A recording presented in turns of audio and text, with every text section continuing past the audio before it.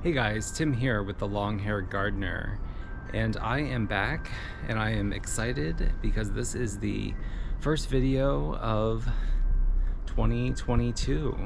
So as you can see, there's not really a whole lot going on with the garden back here, but I am getting excited to get started. So that means starting some seeds, and I've been doing some research on which flowers I'd like to plant this year. So even though the garden is mostly still sleeping, we do have some spring bulbs that are popping up, but I just want to give you a quick look at those.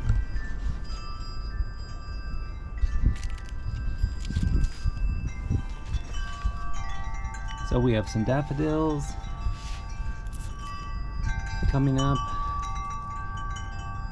This weather, I'm sure everybody's weather has been crazy lately. Yesterday it was 80 and now it's 80 degrees and now it's 40. So hopefully it doesn't affect the flowers. But so we also have some hyacinths coming up. There will be some grape hyacinths. There are a few crocuses coming up, and these mini daffodils, they're called tete-a-tetes.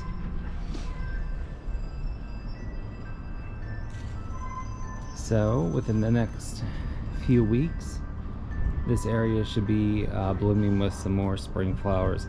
I do have to come back in here and clean up some of the leaves. I like to keep those on as long as possible just because they add an added layer of protection just in case it gets cold. In this pot here we also have a crocus. Alright, so moving on over here to this area, what I'm going to do today is I'm going to plant up some seeds. So let me talk about which plants I've decided to plant this year. Alright, so I have a 36 cell plant seed starting tray here. These are biodegradable, so you should be able to plant them directly in the ground. But what I like to do is, when it's time to plant them, is actually peel the pot away so that I can put just the root ball into the ground. That way the root doesn't have to struggle so much with, you know, trying to work its way through whatever this material is. So to get started here, I'm just going to go through and fill up all these cells with some soil.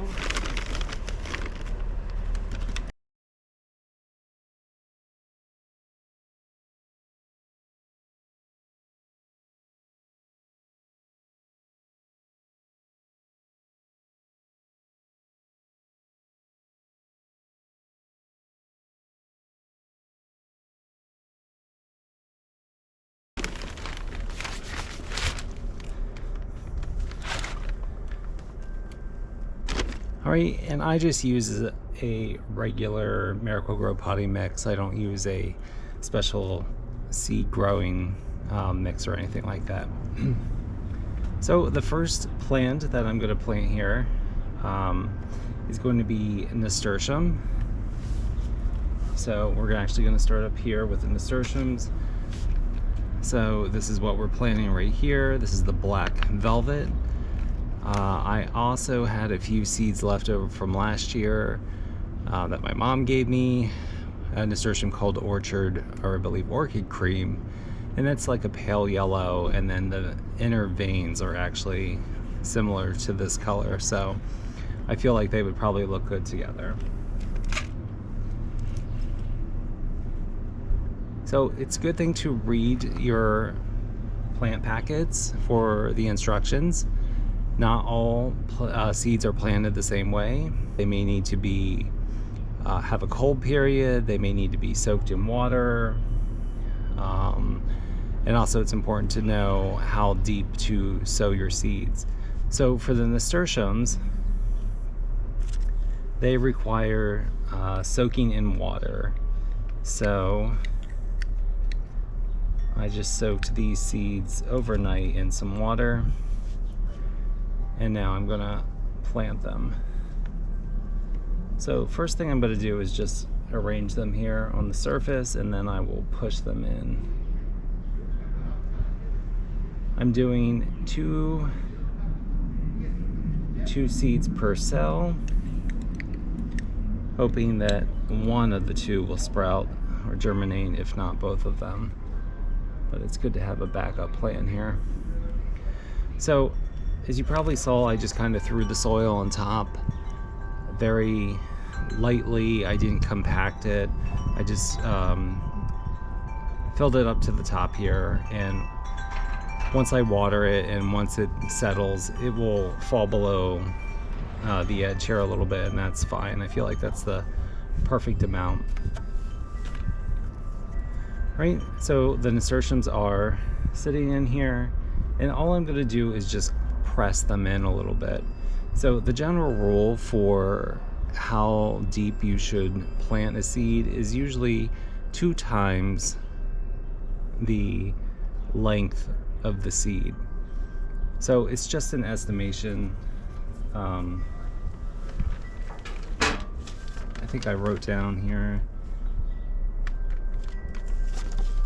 we're gonna do maybe like a 1/2 inch. So I'm just gonna eyeball it, just gently press the seeds down, just like that, and then kind of cover them up. All right, so that's it for the nasturtiums. I'm gonna add a little more soil here. Looks like he doesn't have as many. All right, and so the next plant that I'm gonna add are Cleome seeds. These two needed to be soaked overnight, so that's why they are in this little jar. All right, these are incredibly tiny. So instead of, wow, these are a little hard to see. So instead of sitting them on top and then pressing them down later, I'm going to press them right away because I'm never going to be able to see them.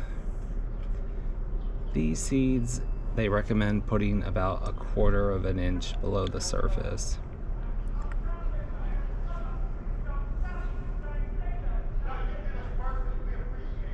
All right, there we go. I do live in the city, and I apologize if you hear people screaming in the background. I think I hear a parking ticket dispute going on. If anybody has ever watched the TV show Parking Wars, that is based here in Philadelphia, and people can get very obviously upset about their parking tickets. All right.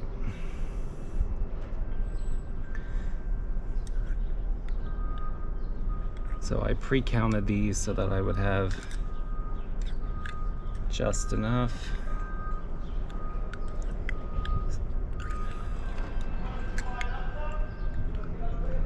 If I can get these out, that would be fantastic.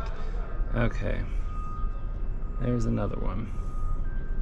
So my soil has been sitting out all winter long, and honestly the bag was open a little bit, so I didn't really have to worry about making sure that my soil was pre-moistened, because I think some of the rainwater and snow already got into the bag, so it's already pretty damp.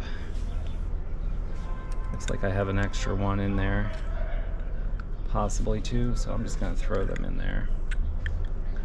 Or at this point it could just be dirt from my fingers. It's so hard to tell. All right.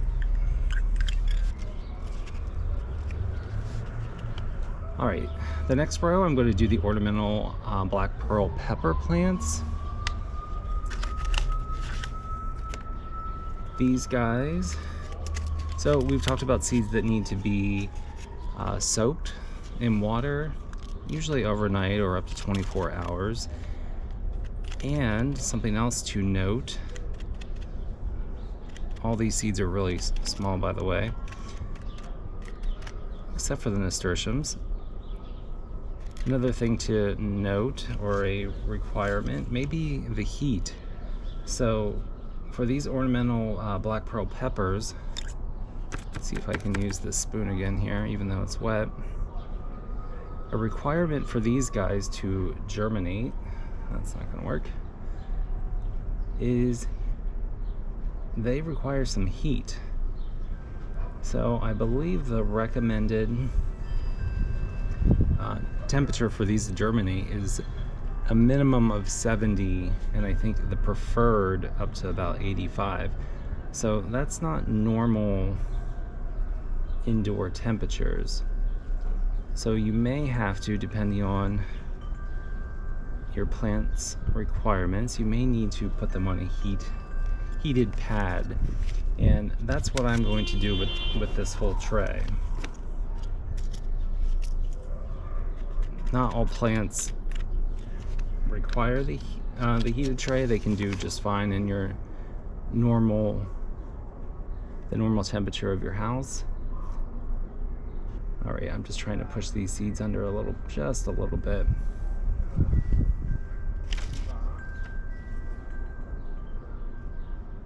I believe the recommendation is about 1/4 of an inch with these guys too. All right, so I just kind of press them in. All right, I think that's it for those.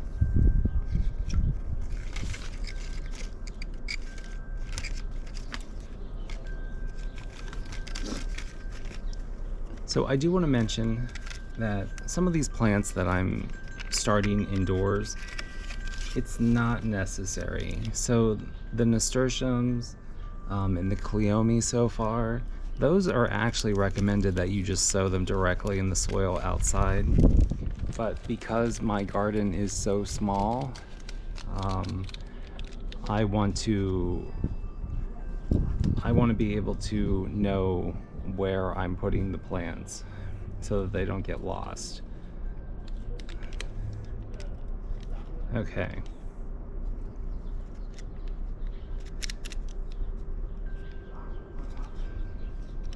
Wow, this is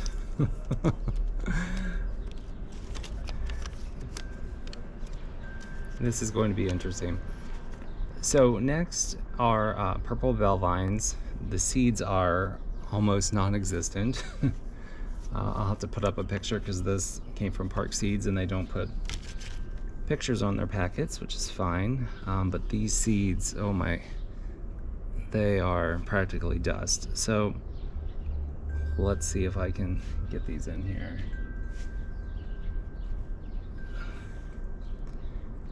So I tried growing these last year and I had some success in that they did germinate and they did grow, but after a certain point they just stopped growing. And so I probably had a 6-inch vine for the whole season and they just stalled and decided to give up on any further growing there. Not sure why. Maybe I didn't fertilize them. I didn't fertilize them at all, so maybe some fertilizing this year will help them out. So these seeds are just like the black pearl peppers. They do benefit from having some underneath heating. So again, that's why I'm doing the pad. It's for the benefit of the black peppers and for the purple bell vine, and also the next plant that I'm planting up. They all benefit from having this underneath heating. So I'm going to do just a little pat here. I have no idea if they're even where they are at this point. All right, moving on. So the next thing I'm going to plant, we're going to do a lobelia. I planted these last year And I did get one plant to grow, and it bloomed. It's a perennial, so hopefully that plant that I grew last year will return again. All right, so these are, again, very tiny. I think I'm gonna need to mark which row I'm on here so that I'm not double sowing plants. These are incredibly tiny seeds again. Let's hope the wind doesn't blow them out of my hand. So one thing nice about these though is that they have been palleticized, I believe is the phrase, which means that there is a coating on the outside just to make them a little bit easier to see and handle. So I think I'm going to continue with my strategy here of doing at least 2 seeds per cell.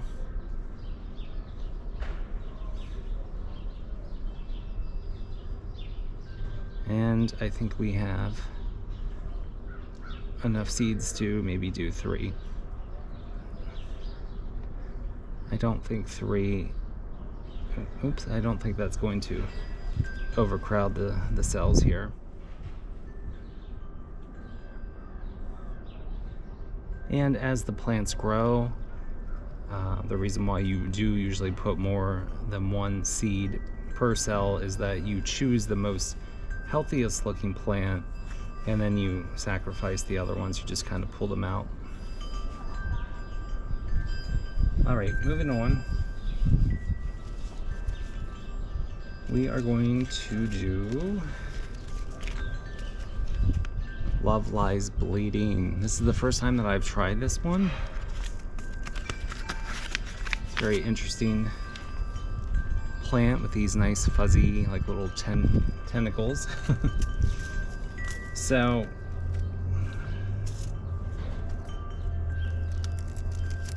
we are going to do, I've got 4 cells here designated for this plant, and I have, I think, 2 different kinds. So my mom gave me these, so I think these are maybe red, and the ones that I bought are maybe like a pink or salmon color. Oh, it says coral. All right, so mom's are palleticized again. Tiny seeds that we are surface sowing. So I love this coating. So easy to see them. We're gonna put 3 in there.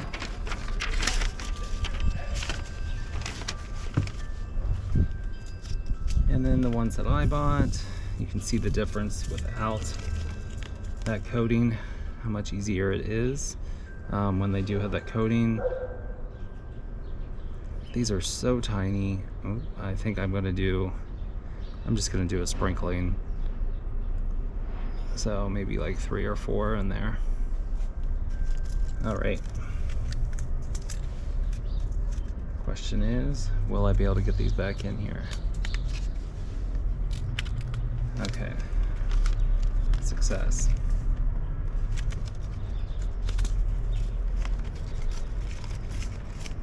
All right, so Lovelies Bleeding is part of the amaranth family, and I have another amaranth right here. This is a burgundy. This one is more upright, where the Lovelies Bleeding is more of a hanging, dangling type of flower. All right, more surface sowing with these microscopic seeds. So let's see.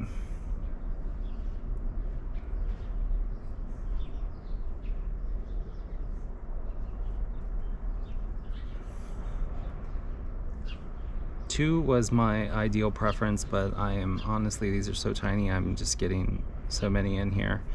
But like I said, you can go back in later and remove a couple if it's becoming too crowded. All right.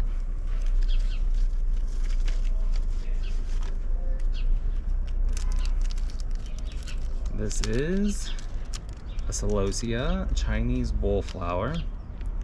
This is another one from Mom. Love these coated seeds.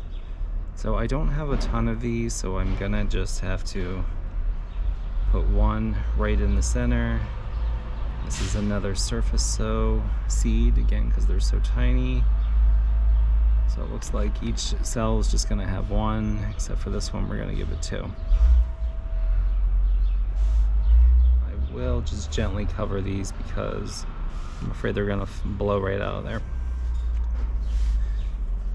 All right, and the last thing I'm gonna plant are zinnias. Again, a zinnia is so easy to grow. If you just throw the seeds into the ground, you're gonna have no problem with them coming up. But again, I really need to maximize my space, so I need to be able to see how big the plant is and where I'm putting it. So that's why I'm gonna start them indoors. This is all an experiment, so we're just gonna see what happens this year. And it looks like all of these cells can have two seeds except for the one. All right, zinnias are, as you can see, they got a little length to them, so you can surface sow these, but I'm going to just bury them just a little bit.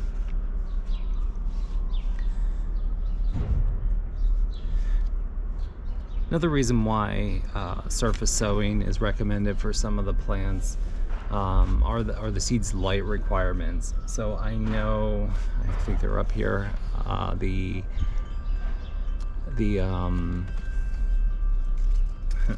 This guy, the ornamental black pearl pepper, I know that seed requires light to germinate. So that's another reason why maybe something is recommended for surface sowing, is because that seed needs some light.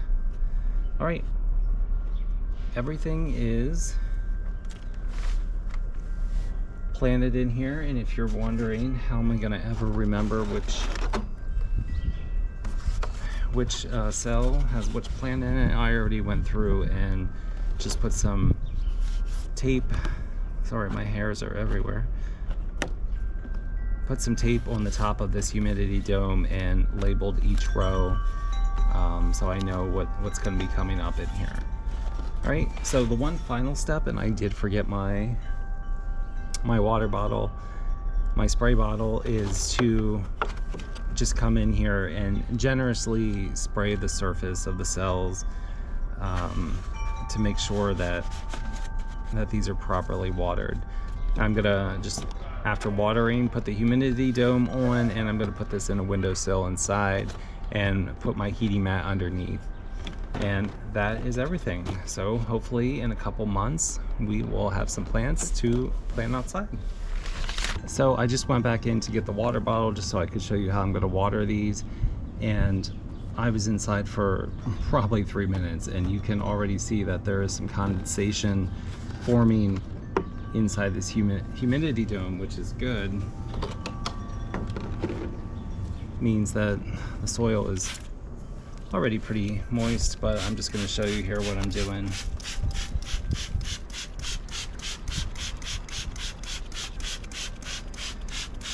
So I prefer this method over using like a watering can or a hose, just because as you saw, a lot of these seeds are really small, and if you turn the hose on, those seeds could get moved around or get washed out. So I find this method to be really good. So if you're not planting a lot of seeds, I really do recommend the pallet-sized seeds. They do cost a little bit more money, and you don't get as many in a pack, but they're so much easier to handle. So for somebody like me who's really just doing one tray, I find that to be helpful because I'm not buying a lot of seeds, so I'm fine paying just a little bit extra to get that convenience so that I can see where the seeds are. Alright, that's everything for my first video. I hope you enjoyed it. If you feel like you learned something today, or you just like watching me plant up my seeds, please click like and subscribe, and I will see you on the next video. Alright, have a great day.